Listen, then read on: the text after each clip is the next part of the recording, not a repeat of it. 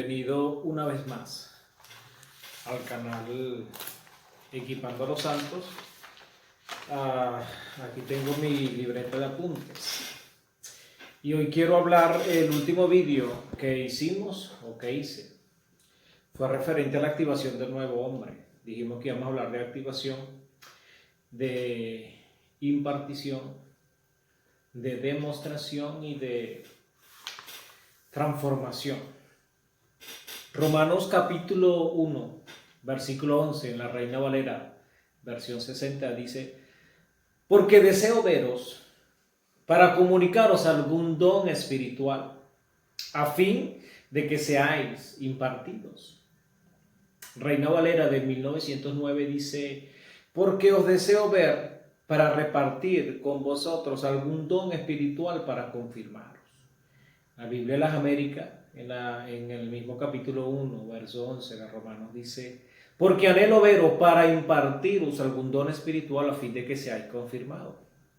La Nueva Versión Internacional dice: tengo mucho deseo de verlos para impartirles algún don espiritual que los fortalezca. La Pechita dice: porque tengo mucho deseo de verlos para impartirles algún don espiritual para que por él seáis afirmados.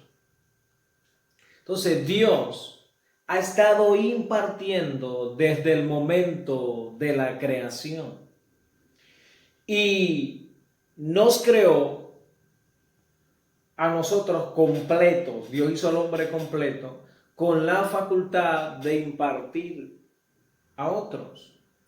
Cuando Dios creó al hombre, lo crea completo y con esa facultad que le dije de impartir a otros lo que habían recibido. Por eso la Biblia dice: da de gracia lo que de gracia recibiste. Ahora, ¿qué pasa? El pecado fue anulando esa facultad y el hombre se volvió egoísta y ya no quería impartir lo que Dios le había dado. Dios hizo a Adán, de Adán saca a la mujer. Y él le dijo a ellos: fructificaos y multiplicaos, o sea, impártanse, multiplíquese en otros. Cuando tú te multiplicas en otros, estás impartiendo. Ahora, ¿qué es la impartición? Es dar una porción. Impartir es compartir. Impartir es repartir. Impartir es dar una parte de conocimiento, sabiduría, gracia, dones, poder, autoridad o cualquier otra virtud. También impartición es transfiere virtud y dones a los creyentes, lo cual produce una aceleración espiritual en sus vidas y los lleva a la madurez. Otra definición de impartición es una intervención directa del Espíritu Santo, quien toma del don de un hombre y le da una medida a aquellos que lo piden desesperadamente. Es decir, es una transferencia de una persona a otra. Es un misterio que permite que los dones de uno lleguen a otros. El que imparte trabaja juntamente con el dador de los dones.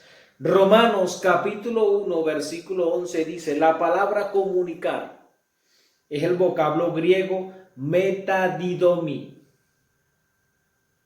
y significa dar, significa compartir, significa impartir, distribuir y conceder.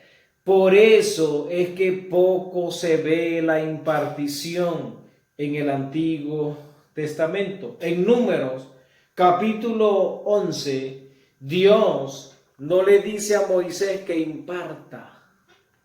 Dios no le dice a Moisés que imparta. ¿Por qué? Porque el hombre había perdido la facultad de impartir. Debido al pecado, al egoísmo y la falta de visión paternal que tenía Moisés, aunque era un profeta, era un gran hombre de Dios, el hombre había perdido esa facultad de impartir. Y Dios no le dice a Moisés en Números capítulo 11 que imparta, sino que Dios toma del espíritu de Moisés y lo coloca sobre 70 ancianos y los 70 empiezan a profetizar. En Ezequiel capítulo 37, Dios le dice al profeta, profeta, vivirán estos huesos. Dios hizo el hombre completo, como lo dijimos al inicio, y Dios sabía que el profeta podía impartir, pero el pecado y la falta de visión paternal fue anulando o desactivando, por decirlo de alguna manera, la capacidad de impartir. Y Dios y el profeta dijo, solo tú lo sabes. Pero Dios sabía que el profeta podía darle. Cuando Jesús le dice a la gente que le diera de comer a la gente, Jesús sabía que ellos podían. Dale vosotros de comer, pero Jesús tomó los panes y los peces y oró por ellos y Dios los multiplicó. Jesús sabía que ellos podían hacerlo. Entonces, ¿por qué se los digo? Porque es necesario que entendamos la importancia de la impartición. Jesús vino a restaurar lo que se había perdido. Se perdió un reino, lo hemos dicho por infinidad de veces. Pero Él vino a restaurar todas las cosas, y entre todas esas cosas que Él vino a restaurar está la impartición. Escuche esto. Jesús como hombre, o sea, cuando Adán peca, cuando Adán falla, perdió un reino. Y el hombre perdió la facultad de impartir. Satanás tomó derecho legal. Escuche esto. Cristo como hombre, como Dios, por supuesto, tenía el poder absoluto en el cielo y en la tierra. Pero Jesús como hombre, como Satanás, tenía un derecho legal que le quitó al primer Adán. Satanás estaba operando de manera legal en la tierra. Satanás estaba operando de manera legal en la tierra. Cristo, como Dios, podía moverlo, pero como hombre no tenía la autoridad porque Satanás tenía derecho legal en el mundo, y eso lo dice Colosenses capítulo 2, se lo voy a demostrar bíblicamente. Mire lo que dice Colosenses capítulo 2, a partir del versículo 14, dice, a partir del verso 13, perdón. Y a vosotros, estando muertos en pecados y en la circuncisión de vuestra carne, os dio vida juntamente con Él, perdonándoos todos los pecados. Escucha el verso 14 del capítulo 2 de Colosenses. Anulando el acta de los decretos que había contra nosotros, que nos era contraria a los derechos legales, quitándola de en medio y clavándola en la cruz, y despojando a los principados y a las potestades, los exhibió públicamente, triunfando sobre ellos en la cruz. La autoridad, el derecho legal se le quitó a Satanás cuando Cristo muere en la cruz. Antes de él morir en la cruz, Satanás tenía derecho legal. Luego que Jesús muere en la cruz, le quitó el derecho legal a las tinieblas. Por eso el Cristo resucitado sopló sobre su discípulo en Juan capítulo 20, versículo 22. ¿Por qué Jesús no había soplado a sus discípulos, a los apóstoles, antes de la muerte en la cruz o antes de la resurrección?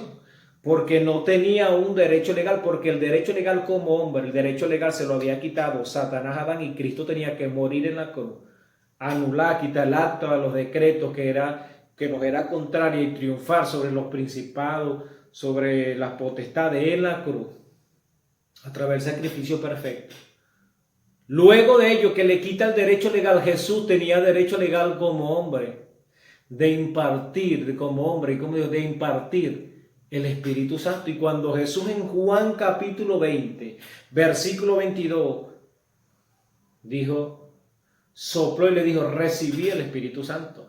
Por eso en Juan capítulo 13, Juan capítulo 14, Juan capítulo 15, Jesús les decía a ustedes les conviene que yo me vaya. Porque cuando me fuere vendrá otro consolador, O sea, Jesús necesitaba quitar el derecho legal a Satanás, a las tinieblas, para poder impartir el Espíritu Santo, para que Dios estuviera dentro del ser humano otra vez. La Biblia dice que somos templo y morada del Espíritu Santo. Mientras Cristo estaba en la tierra, aún el Espíritu Santo no estaba en la vida de los apóstoles, dentro de ellos, ¿no? En el Antiguo Testamento se movió de manera intermitente. Y la Biblia dice que la gloria postrera será mayor que la primera. ¿Qué vino a impartir Jesús? Vino a recuperar un reino, pero ¿qué vino a impartir?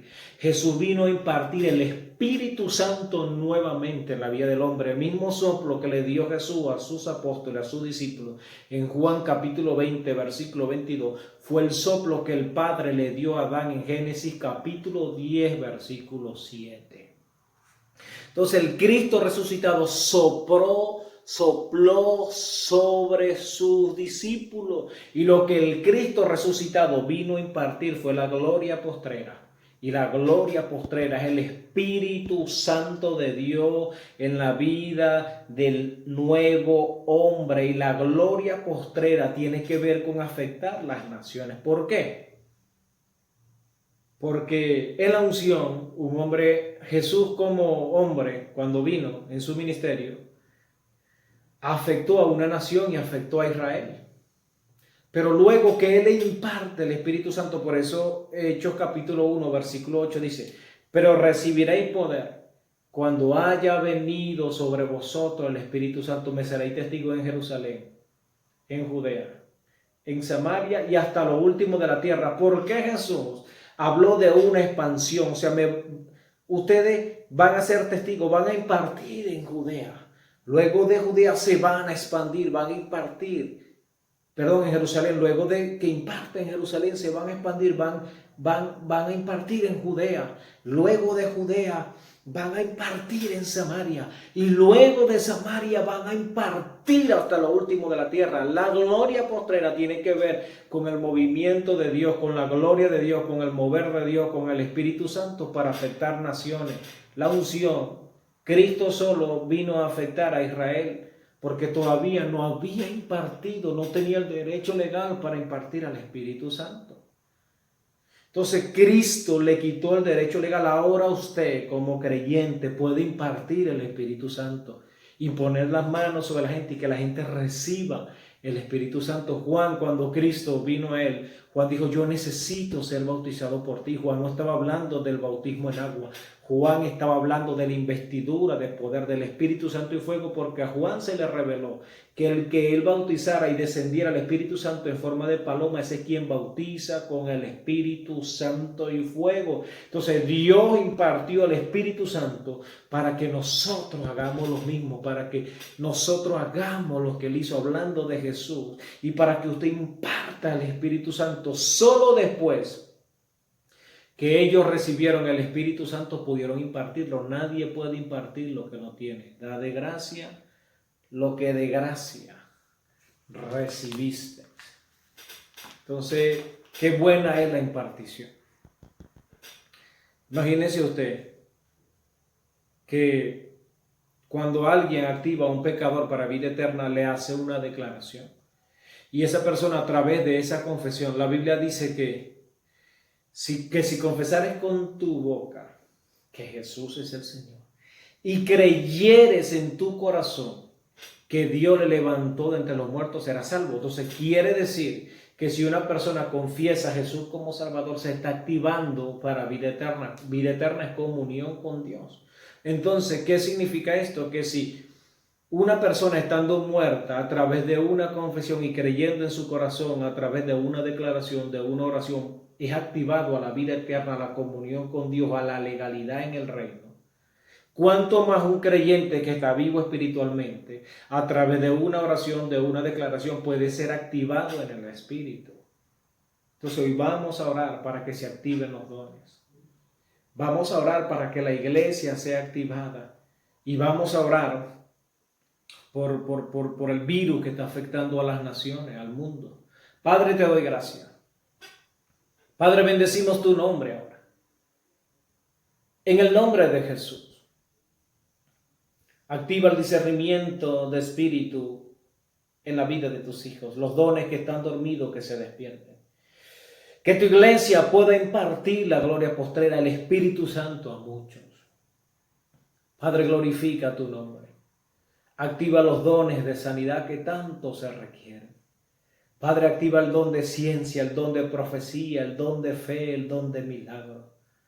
Padre, levanta a tu iglesia en estos tiempos. Padre, glorifica tu nombre. Hoy, en el nombre de Jesús, activamos los dones. Hoy, en el nombre de Jesús, ensancha tu espíritu y activamos tu espíritu para que se alinee al Padre. Hoy, en el nombre de Jesús, Padre, clamamos por el mundo. Estamos declarando, Señor, que tú envías ángeles alrededor del mundo. Glorifica tu nombre, Señor. Que tú te glorifiques en esta pandemia, en cada familia. Sana a los enfermos. Sana a los enfermos, oh Dios, y detén la mortandad. Padre, te lo pedimos en el nombre de Jesús, que tenga misericordia. Y clamo por tu iglesia en estos tiempos de reforma, en estos tiempos de cambio, tiempos de persecución que viene, que dé fuerza a tu iglesia y que uses a tu iglesia como nunca antes.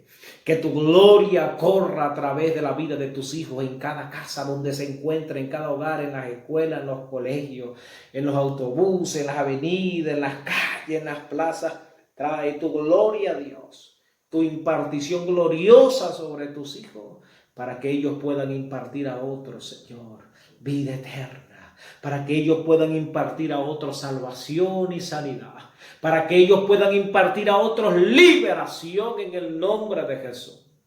Oh Santo, Santo, te doy gracias, oh Rey eterno, en el nombre de Jesús. Amén. Bendiciones.